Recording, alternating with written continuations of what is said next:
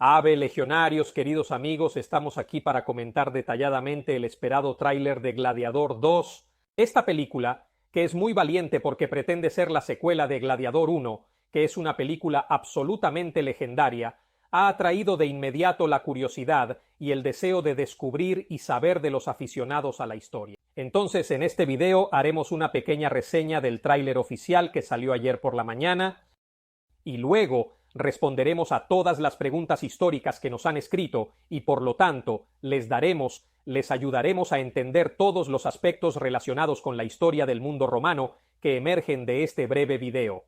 Primero, comenzamos con una explicación. Evidentemente, esta es una película que no pretende ser un documental histórico, por lo que no es necesario que sea una película filológicamente perfecta, totalmente adherida a la realidad. Sin embargo, en absoluto. Entonces no esperemos una película documental.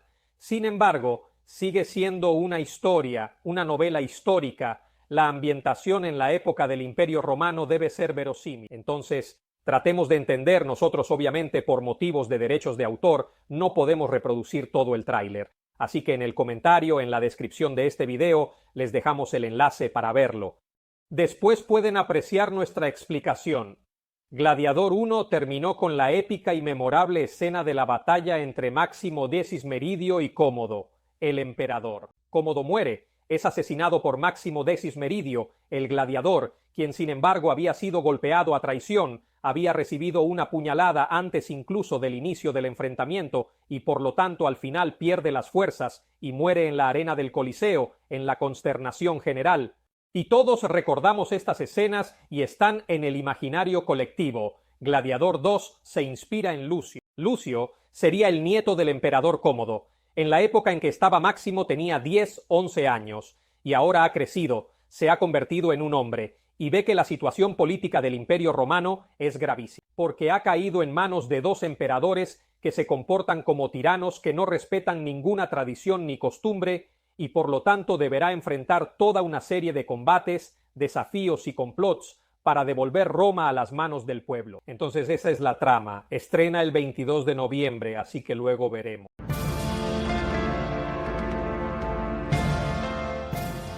Pero ya solo el tráiler ha traído un montón de preguntas que nos han hecho. La primera es esta: ¿es posible y verosímil que el imperio haya sido gobernado por dos emperadores con igual mérito?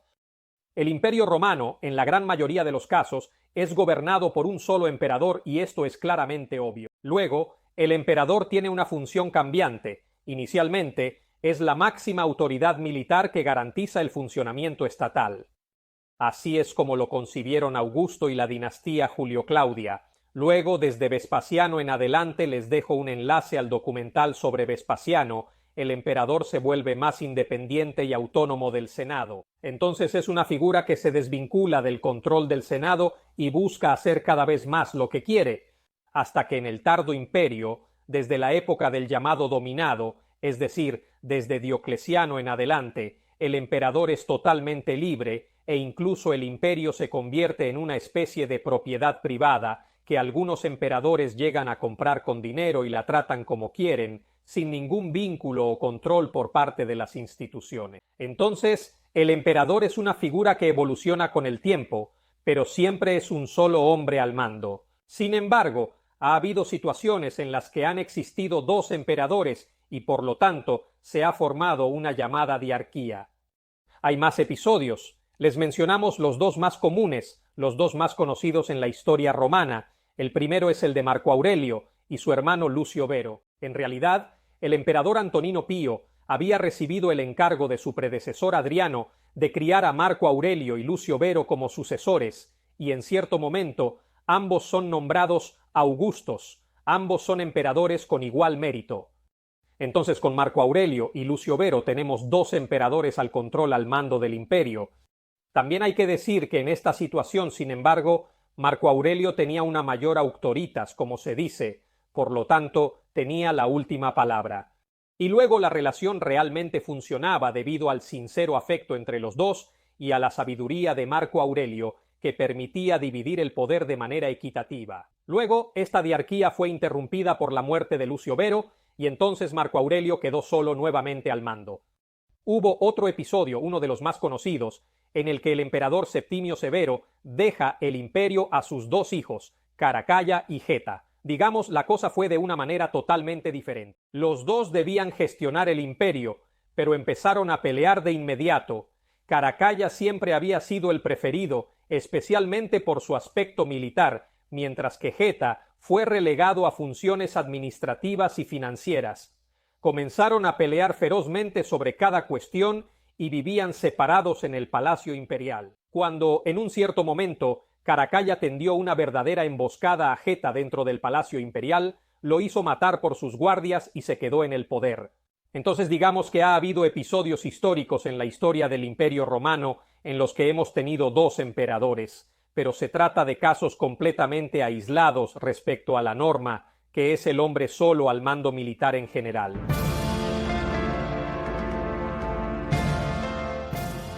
Hay otra pregunta. En un momento se dice que nunca he olvidado cómo un esclavo, en realidad, consiguió finalmente vengarse del emperador de Roma. Esta es una frase que aparece casi al principio del tráiler, y algunos nos han preguntado si el gladiador era un esclavo o no. Aquí respondemos. Entonces, cuando Russell Crowe interpreta al general, claramente no. El legionario romano siempre es un ciudadano, no puede no ser un ciudadano, mucho más cuando es un general. En el momento en que Máximo se ve obligado a huir del ejército porque lo han incriminado, se convierte en un desertor, el desertor es un forajido y es arrestado, condenado inmediatamente a la pena capital. Cuando Máximo hace de gladiador, la mayoría de las veces podría ser un esclavo, pero en realidad no se dice que el gladiador sea siempre necesariamente un esclavo. A veces, incluso una persona que tal vez no era un ciudadano romano pero era libre, podía ser gladiador. Incluso hay una ley proclamada por Augusto que prohibía a senadores y caballeros, por lo tanto ciudadanos romanos plenos, participar en los combates, incluso como voluntario. Entonces no se dice que el gladiador sea necesariamente un esclavo, también podría no serlo, en la mayoría de los casos lo era. Entonces digamos que el gladiador no es exactamente un esclavo, es más, en realidad un desertor por necesidad, de alguna manera. Otra pregunta es esta, la presencia de Denzel Washington, o sea, un actor de piel negra, en la película, y nos preguntan si es históricamente posible. Bajo el aspecto cultural, los romanos no habrían tenido ningún problema. Los romanos no tenían problemas relacionados con el color de la piel, la procedencia geográfica no era absolutamente un límite, tanto que los romanos tuvieron varios emperadores que no eran itálicos. Septimio Severo nació en Leptis Magna, el emperador libio. Los 1000 años desde la fundación de Roma fueron celebrados por el emperador Filipo el Árabe, que venía de Oriente, venía de Siria, pero desde el punto de vista demográfico es un poco difícil, en el sentido de que los romanos tenían el dominio sobre la zona de la costa del norte de África, mientras que era muy difícil encontrar personas que provinieran de la región subsahariana. El único posible elemento de contacto habría sido el pueblo de los Garamantes, que era un pueblo nómada, que durante cientos de años vivió en la actual región de Fesán, y sin embargo se trata de un pueblo que siempre combatió a los romanos, siempre hizo incursiones contra las ciudades costeras, fue derrotado militarmente varias veces, por lo que no había buenas relaciones con los romanos y es difícil que haya habido una migración de personas del Subsahara hacia el imperio. Entonces digamos que en términos de probabilidades es muy difícil encontrar a un negro en la sociedad romana. No imposible, pero muy complejo. Así que podemos decir que históricamente no es algo preciso. Claro, la habilidad de Denzel Washington, incluso con solo una mirada, es evidente, es una licencia cinematográfica.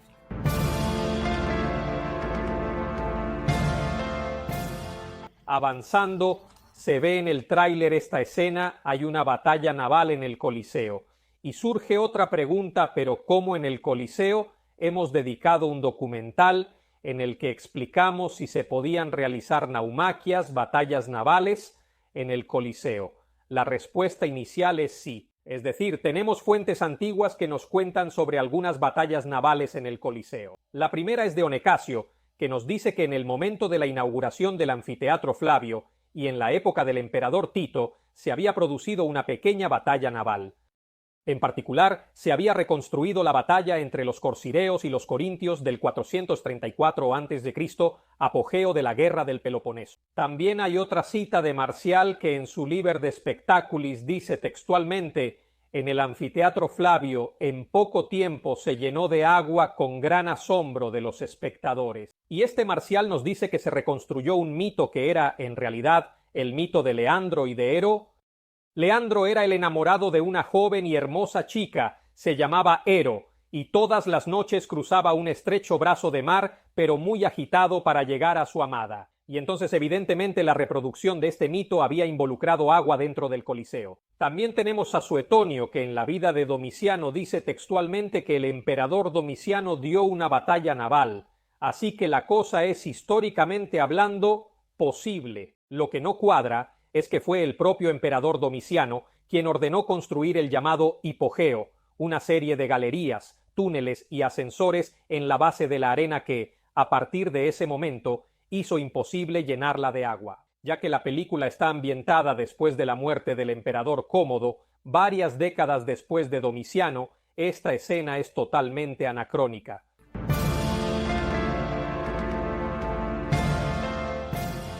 Hay otra frase que ha sorprendido a algunos que dice, en un cierto punto dice: General Acasio, Roma tiene tantos súbditos. Y algunos han dicho ¿cómo? ¿Pero los romanos se llamaban a sí mismos súbditos? Efectivamente no. El súbdito, es decir, el habitante de un gran imperio que se somete, se confía completamente a las manos de su soberano, al poder, a las decisiones de su soberano, es un concepto más oriental y helenístico. Los romanos nunca habrían aceptado ser definidos como súbditos. Los romanos se hacían definir como ciudadanos, es decir, ciudadanos que participaban en la vida social y política, que podían ocupar cargos públicos en una especie de meritocracia. Entonces, cualquier emperador, pero también senador, político, incluso el más novato, nunca habría dicho que los romanos son súbditos, siempre los habría llamado ciudadanos. También los romanos, especialmente en el Imperio tardío, se convierten en súbditos porque el poder se vuelve cada vez más autocrático, es verdad.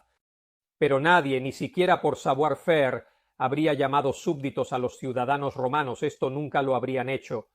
Efectivamente, la palabra no es históricamente adecuada, aunque dentro de una película, bueno, nada grave.